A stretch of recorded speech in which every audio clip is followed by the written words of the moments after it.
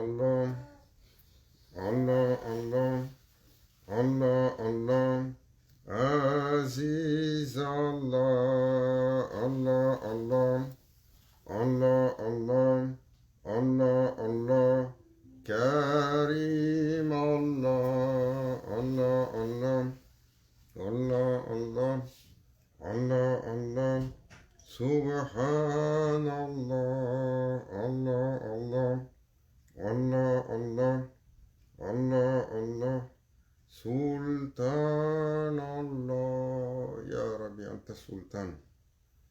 نحن عبيد. أعوذ بالله من الشيطان الرجيم. بسم الله الرحمن الرحيم. أعوذ بالله من الشيطان الرجيم. بسم الله الرحمن الرحيم. أعوذ بالله من الشيطان الرجيم. بسم الله الرحمن الرحيم. أطيعوا الله أطيعوا الرسول والأولي الأمر منكم. دستور مدد يا رجال الله. مدد سلطان الأولياء سيدنا شيخ محمد لازم الحكاني. دستور مدد يا صاحب الإمداد يا كنت متصرف. مدد الحق شيخ محمد الشامكباني. Salam alaikum wa rahmatullahi ta'ala wa barakatuh. Louange à Allah qui nous a accordé d'être ensemble sur le partage des faveurs de ce chemin. Allah Azzawajal nous a honorés parmi tous les honneurs. Et la couronne de cet honneur est de pouvoir être parmi Ummat Nabi, une faveur parmi les faveurs. Un honneur dont nous ne prenons pas la mesure véritable. On dit de Sayyidina Abu Bakr al-Sadiq, il avait un ashq, il avait un amour pour le prophète sallallahu alayhi wa sallam si intense, on dit que lorsqu'il relâchait son souffle, alors on ressentait l'odeur du foie grillé. Pourquoi? Parce que sa matière, dans l'intensité de cet amour, se consumait littéralement, physiquement, pour le prophète sallallahu alayhi wa sallam. Et c'est pour cela que Sayyidina Omar, le fidèle compagnon, qui était toujours celui qui il regardait ce qu'il pouvait faire de mieux sur lui-même en observant les autres. Il était connu pour cela. Et toujours lorsqu'il voyait un serviteur qui était plus fervent que lui, il essayait de l'imiter et d'augmenter sa ferveur, d'augmenter sa détermination, d'augmenter son effort. Et pour cela, il avait donc dit, il s'était tenu la barre et il disait, Ya Omar, tu peux imiter Abu Bakr en toute chose, mais tu ne pourras jamais imiter l'odeur du foie grillé.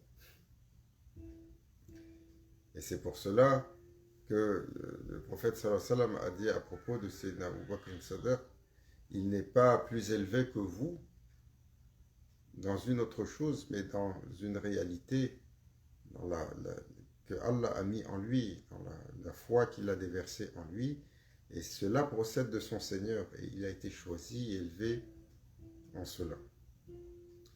Et Sayyidina Abu Bakr al-Sadiq, on disait qu'il avait un hal, il avait un état spirituel qui faisait que la nuit, il tournait sur lui-même.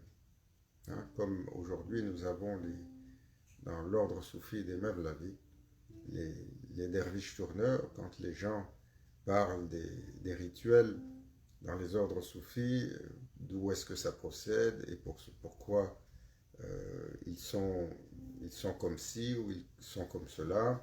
Et on a questionné notamment ce que Sayyidina Jalaluddin Rumi avait initié comme mouvement, et on oublie que Sayyidina Abu Bakr al-Sadiq a été vu tournoyant sur lui-même dans un hal, et dans ce hal, dans cet état spirituel, dans cette extase, il tournait et demandait et se poser la question, qu'a-t-il, quel honneur qu'a-t-il fait pour mériter un tel honneur?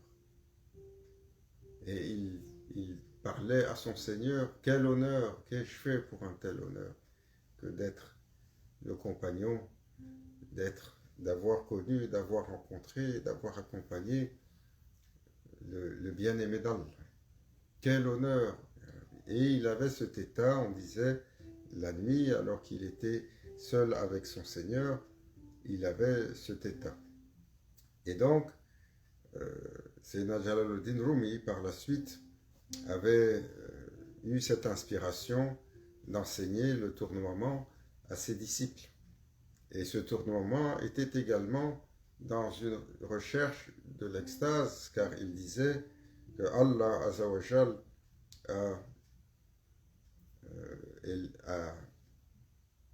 dans sa glorification, a créé les systèmes les plus grands, comme le cosmos, et les systèmes les plus petits, comme la matière, dans ce tournoiement.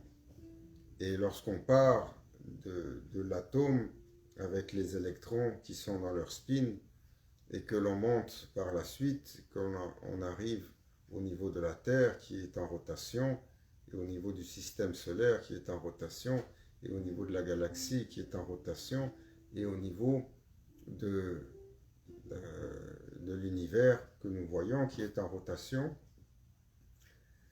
Sayyidina Jalaluddin Rumi disait, comme les anges qui reçoivent des effluves, des tajallis, qui émanent de la présence divine, dans leur louange également, certains nombres d'entre eux tournoient sur eux-mêmes perpétuellement dans la glorification de leur Seigneur et sans s'arrêter, sans le besoin de se reposer, sans le besoin de se nourrir, car ils sont des êtres de lumière. Ils sont de ce niveau qui n'est plus de la matérialité et de la dunya.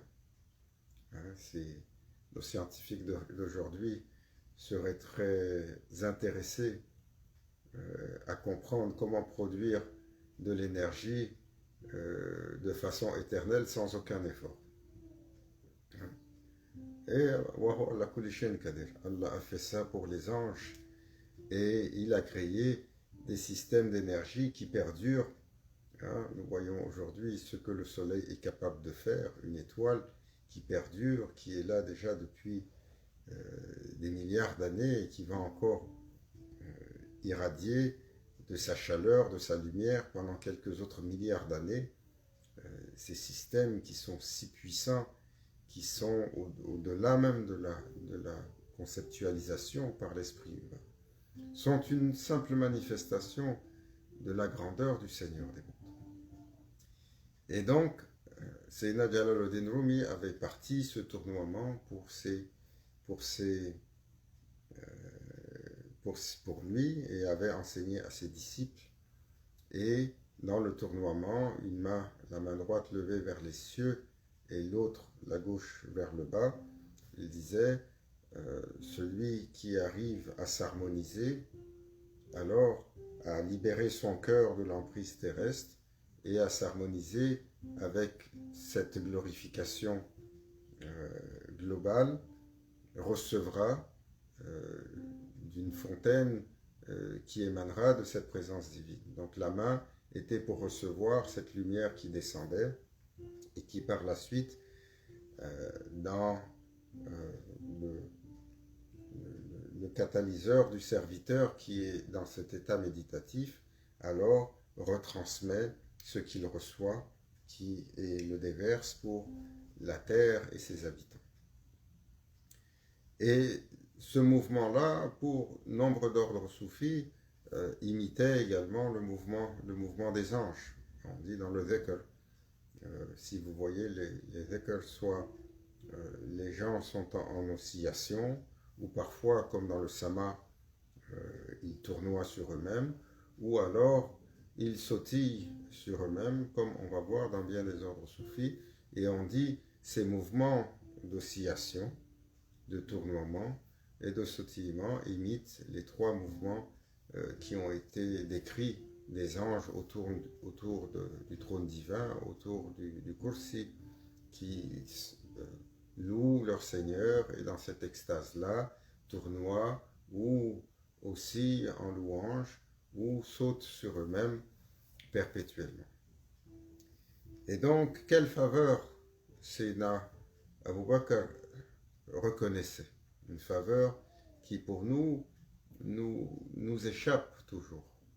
Nous échappe, nous ne savons pas la valeur de ce qui nous a été accordé. La valeur de notre création, la valeur d'avoir été manifestés comme des créatures d'Allah, des créatures honorées, la valeur d'avoir été manifestés sur terre et la valeur d'avoir été de Ummatur Rasul sallallahu alayhi wa sallam. Mais une valeur également qui a été élevée, qui a été magnifiée pour la génération que nous sommes. Voilà, le Cheikh Nazim, il disait, Grand Cheikh nous a annoncé que la génération qui marche aujourd'hui sur terre fait partie de celle de Akhir al-Zaman. Donc bien des gens qui sont aujourd'hui, Maulana Cheikh disait, vont témoigner de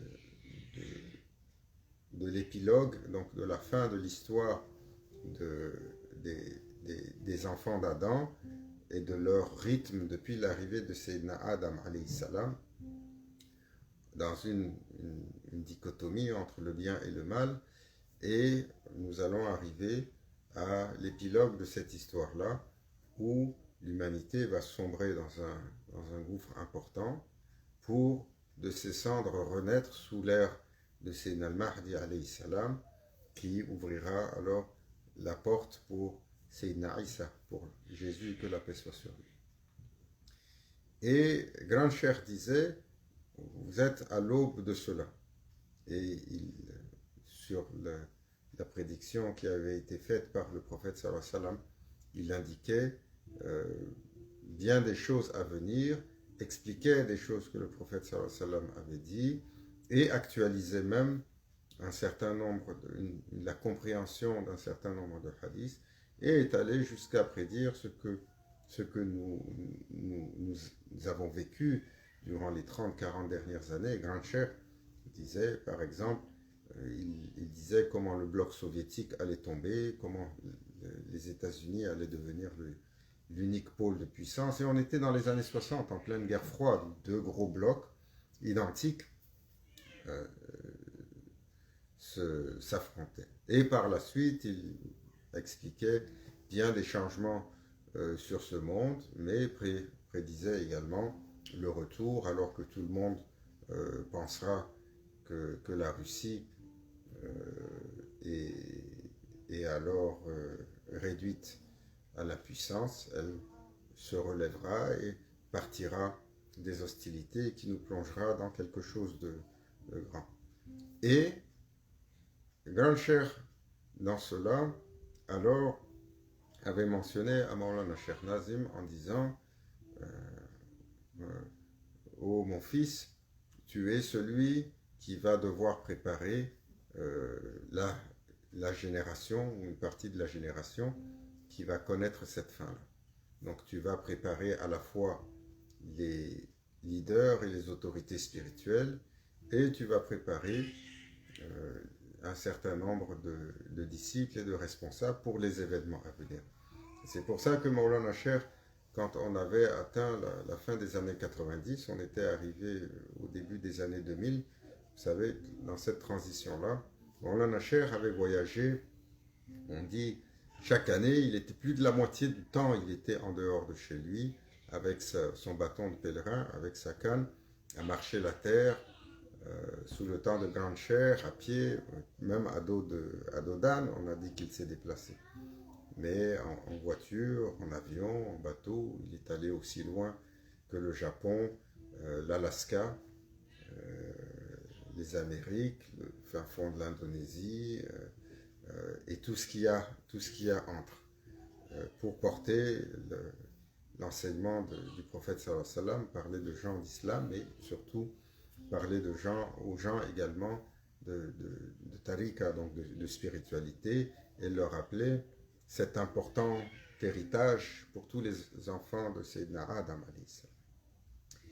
Et malgré tous ces voyages-là, Maulana Cheikh était arrivé à un âge remarquable au tournant des années 2000. Alors, il avait arrêté de voyager. Et cela arrivait également avec le temps où, pour ceux qui avaient remarqué, il avait un problème important au niveau du genou et de la jambe qui commençait à prendre l'eau suite à un accident de voiture qu'il avait eu. Il y a quelques décennies. Et il avait dit alors, j'ai fini mon travail. J'ai fini ce que Grand Cheikh m'a demandé de préparer. Le travail de préparation est terminé. Les Ouzara et les Oumara, les sultans sont prêts. Car il disait, Sayyidina al-Mahdi alayhi salam aura 99 ministres et députés.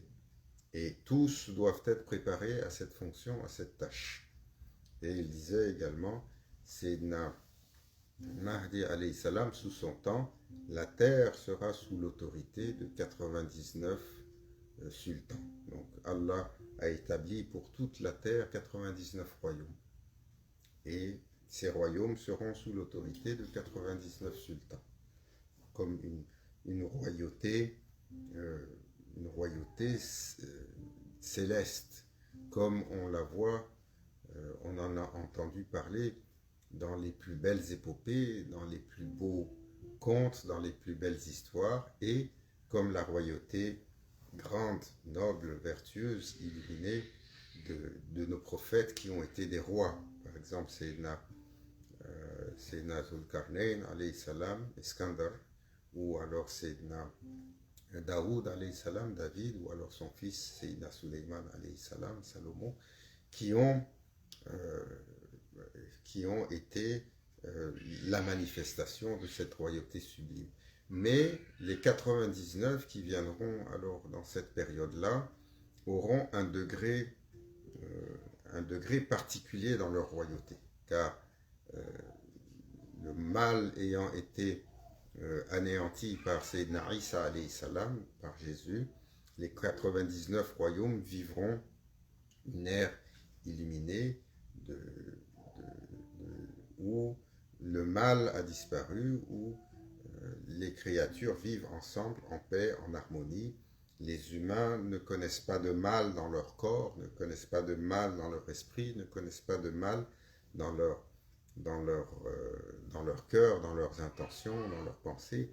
Tout sera alors libéré de cette terrible tendance naturelle que nous avons, cette ambivalence que nous avons entre le bien et le mal, lorsqu'arrivera le temps de Sayyidina Isa alayhi salam, de Jésus, que la paix soit sur lui, alors les humains seront libérés de cela pour un certain temps, pour le temps que durera son royaume sur terre.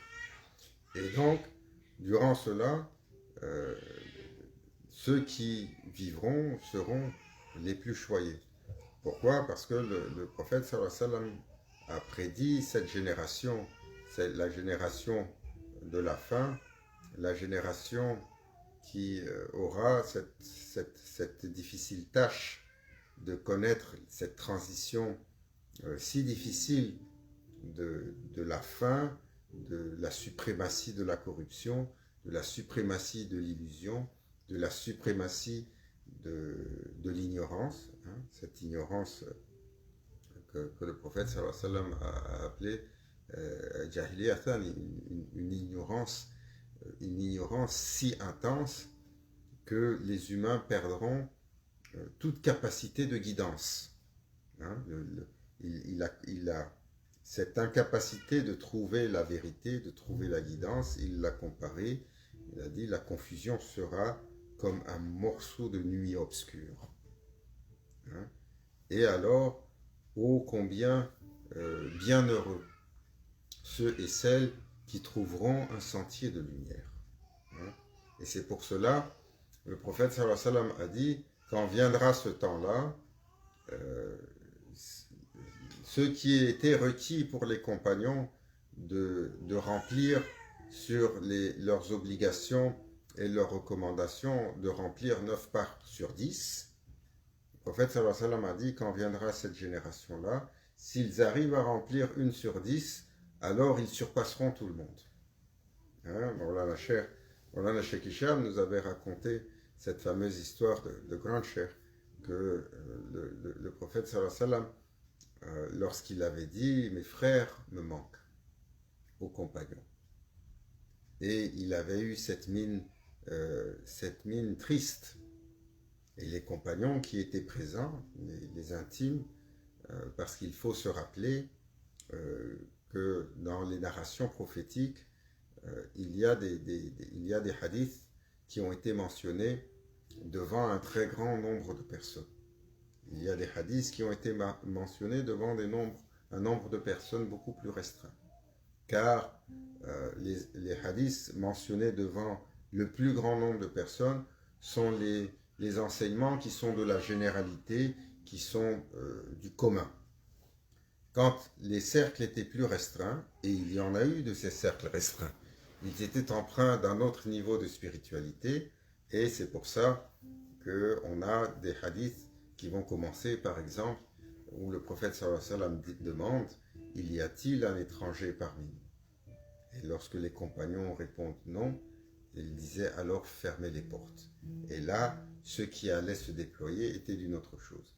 Et on dit, alors, Grand Cheikh disait, il y avait eu cette assemblée restreinte dans laquelle il avait mentionné cette tristesse de cœur où ses frères lui manquaient et les compagnons avaient été un peu perplexes de cela. Et il disait, mais ne sommes-nous pas tes frères, ya Rasulallah? Il leur avait dit non, vous êtes mes compagnons. Et vous êtes mes compagnons, mes frères sont ceux qui vont venir d'un autre temps, qui ne m'ont pas connu, qui seront loin de moi, mais qui vont avoir pour moi beaucoup d'amour, qui vont avoir pour moi une intensité dans cet amour. Et bien entendu, Grand Cheikh disait, l'une des particularités de cette génération de la fin des temps, maintenir leur amour pour le prophète sallallahu alayhi wa sallam, maintenir leur foi, va demander l'attention la plus importante, car ils vivront dans un temps de corruption généralisée, dans un temps où la vérité est appelée mensonge, dans un temps où les règles sont si corrompues, les règles sont si confuses. Le prophète sallallahu alayhi wa sallam a appelé ça un morceau de nuit obscure. Et tous ceux et celles qui s'accrocheront comme ils peuvent, qui s'accrocheront avec leur foi, avec leur désir, ne serait-ce que moindrement, alors ô combien ils auront une récompense grande, ô combien ils auront alors une faveur particulière de leur Seigneur, ô combien ils auront une ouverture parmi les ouvertures pour le minimum d'efforts qu'ils auront fait. Le prophète sallallahu alayhi wa sallam avait dit, alors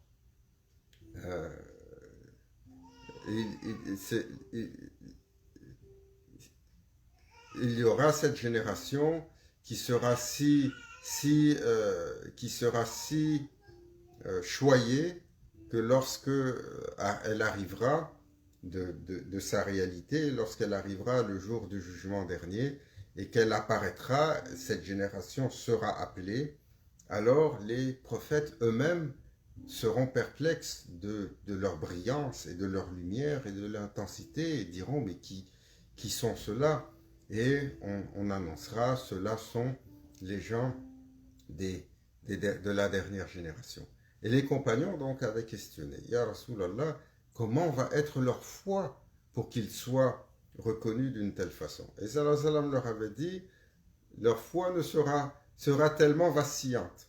Ils vont se lever sur la croyance, se coucher sur la mécréance, ils vont rentrer dans la prière en étant tellement distraits qu'ils ne se souviendront même pas du niveau dans lequel ils sont dans leur prière, tellement ils seront omnibulés par tellement de choses. Mais ils m'aimeront et ils essaieront alors, à travers leur amour, de préserver ou de faire revivre ma tradition. Et Grand-Cher avait rajouté, les compagnons étaient restés perplexes. Et ils avaient dit, Ya Rasulallah, nous aimerions les voir et les contempler, cela. Et Grand-Cher avait dit, le prophète sallallahu alayhi wa sallam, alors dans cette assemblée intime, avait fait manifester parmi les compagnons une partie de la rayonnance de l'âme de cette des âmes de cette génération. Et devant l'intensité de ceux qui s'étaient manifestés, tous les compagnons présents, alors tous les compagnons présents s'étaient évanouis. Et ô combien, alors, nous devons nous rappeler où sont les faveurs que nous avons, celles que Allah Azza wa Jal nous a accordées. Le prophète sallallahu alayhi wa sallam alors avait dit pour cette génération, viendra un temps où cette génération va devoir faire des efforts colossaux. Aujourd'hui, vivre, avancer, nous avons l'impression littéralement qu'on est en train de nager à contre-courant. Vous avez déjà été à la rivière ou sur le fleuve, imaginez la rivière ou le torrent qui est en train de dévaler la montagne avant de tomber dans le vide. Essayez d'imaginer qu'on est en train d'essayer de nager là-dedans à contre-courant. C'est ainsi que les awliya, ils décrivent la difficulté que c'est pour un croyant d'essayer de garder son cœur sur sa foi, d'essayer de garder ses engagements avec Allah Azza wa Jal, d'essayer de garder ses obligations, d'essayer de garder son alignement sur le haq, sur le sirat al-mustaqim, sur le chemin droit, sur le chemin vertueux.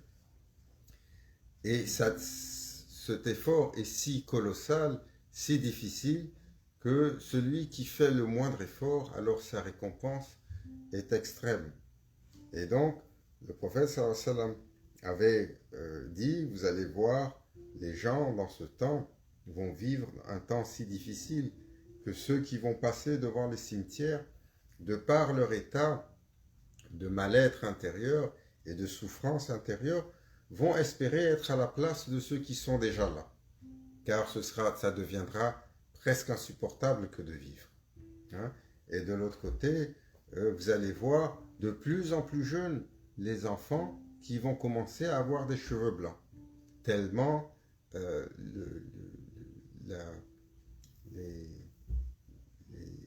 les inquiétudes et les tracasseries de la vie vont atteindre tout le monde de plus en plus tôt, comme nous le voyons aujourd'hui. L'âge de l'innocence qui autrefois accompagnait les enfants très tardivement. Aujourd'hui, déjà, on voit chez nos enfants de plus en plus jeunes des états émotionnels. On voit jusqu'à quel point ils peuvent être désespérés dans un âge très jeune, ce que nous ne voyions pas autrefois. Alors, le prophète sallallahu alayhi wa sallam disait, c'est un temps d'une délicatesse particulière et le croyant doit comprendre le temps dans lequel il vit et alors adapter son comportement par rapport à ce temps-là pour aller chercher dans ce moment-là les plus grandes faveurs de son Seigneur. Et c'est une des choses qui nous fait le plus défaut aujourd'hui, de comprendre que chaque situation, chaque scénario est propice à quelque chose. Allah Azza wa Jal n'a jamais privé l'humain de pouvoir trouver son chemin et s'élever. Et lorsque le scénario change, Chacun doit se poser la question. Dans le temps dans lequel nous vivons, avec les événements que nous avons, avec le rythme que nous avons, avec les contraintes que nous avons, ou avec les facilités que nous avons, comment je peux faire de mon mieux pour remplir ma fonction d'humain, pour remplir ma fonction de croyant, pour essayer de me rapprocher de mon Seigneur, comment je peux moduler alors mon existence, ma vie, mes engagements, et pour pouvoir être sur un chemin de soulouk, un chemin de quête. Hein, parce que cette quête qui fait défaut aujourd'hui particulièrement au monde musulman et aux musulmans. L'islam est un chemin. L'islam, inadina indallah l'islam. Allah Azza wa Jal, il dit, l'islam est le chemin qui vous mène dans la présence de votre Seigneur. C'est un chemin qui demande alors au serviteur qui est désireux de se rendre à destination, de s'armer de patience, de s'armer de détermination, de se vêtir de discipline, de se vêtir de sagesse, de prendre la main de ceux et celles à qui on a donné alors la capacité de tirer, de guider, d'illuminer, hein, les véridiques où Allah Azza wa Jal nous demande de garder leur compagnie, pour qu'ils nous imprègnent de leur état, pour qu'ils nous imprègnent de leur guidance et qu'ils nous tirent vers eux. Et alors, dans ce temps-là, nous devons constamment nous poser cette question, comment mettre à profit le scénario que nous avons. Vous savez, c'est une attitude, hein, cette fameuse attitude positive, toujours de regarder la moitié du verre qui est pleine. C'est simplement un état d'âme et chacun d'entre nous a la mesure a cette capacité-là de choisir laquelle des parties du verre nous allons regarder, celle qui est à moitié vide ou celle qui est à moitié pleine. Et la plupart du temps, nous choisissons le verre à moitié vide. Nous nous plaignons de ce que nous n'avons pas ou de ce que nous avons. Nous nous plaignons des contraintes excessives que nous avons. Nous nous plaignons de tout ce qu'on aimerait. Nous nous plaignons constamment. Hein, et nous n'avons pas de satisfaction de ce que nous avons. Nous ne sommes pas reconnaissants de ce que nous avons. Nous ne donnons pas la louange et le remerciement pour ce que nous avons. Et ô combien sont nombreuses ces faveurs-là. Et ô combien sont nombreuses ces faveurs. Alors, cet état intérieur de s'aligner pour dire, Masha'Allah, voici ce que mon Seigneur a établi pour moi aujourd'hui. Alhamdulillah.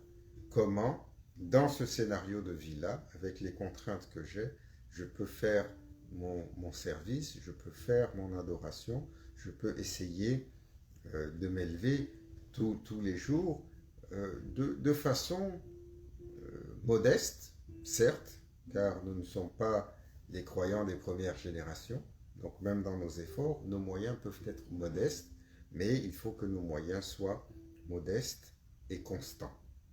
Cette fameuse constance, le prophète sallallahu alayhi wa sallam a dit, c'est si important, c'est la plus haute façon pour le serviteur alors d'assurer son succès.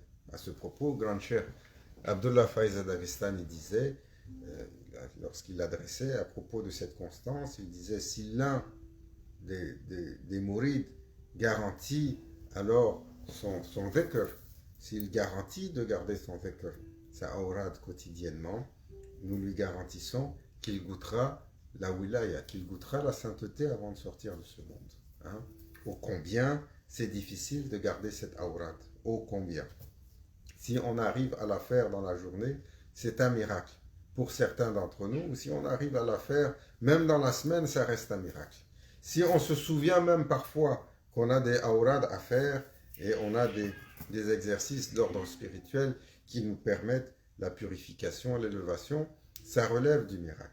Et bien des gens vont à un moment donné se fatiguer, vont à un moment donné s'épuiser, vont à un moment donné se demander pourquoi les scénarios spirituels ne s'épanouissent pas, ne s'ouvrent pas. Ben, tout simplement sur l'exercice de base. Quand on fait la bay'a, la première chose qu'on nous donne après la bay'a, c'est une awrad. Faites-le, gardez-le, essayez de garder cette discipline. Si la awrad est trop longue et le temps n'est pas propice, alors optez pour une awrad qui est plus courte, au moins, et essayez de le faire. Alors, cher, il disait, tous les jours, même lorsque vous vous couchez, vous vous rendez compte que vous n'avez pas fait votre awrad, ne serait-ce que l'intention de la faire, shahada 3 fois, quelques istighfar, quelques salawat, et de dire Allah, Allah, Allah, Allah, Allah, Allah, Allah, Allah, Allah, Allah, Allah, Allah, Allah, même une centaine de fois, ça prend 3-4 minutes. Et c'est assez, au moins, pour que vous soyez enregistrés comme ceux qui ont eu l'intention, qui ont mené leur effort, et on donne la validation de la awrad s'il y a eu une contrainte excessive qui ne nous permet pas alors de faire notre awrad quotidienne, notre récitation et notre litanie quotidienne. Donc, nous vivons dans ce temps qui est si difficile que le prophète sallallahu alayhi wa sallam a prédit, et l'option du serviteur est d'arriver et de dire dans ce scénario, Masha'Allah, qu'est-ce que je peux faire pour rayonner, pour le plaisir de mon Seigneur?